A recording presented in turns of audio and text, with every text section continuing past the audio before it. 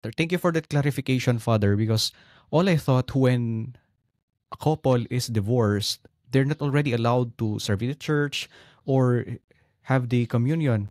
But thank you for that, Father.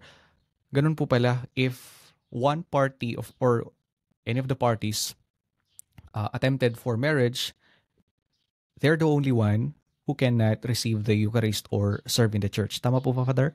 Yes. Kasi ngayon sinasabi natin na objective situation of sin. You do not judge the conscience. No one sees the heart. No one knows our conscience. What we judge is the physical situation. Ano yung physical situation? Humingi sila ng diborsyo. May public document na yan.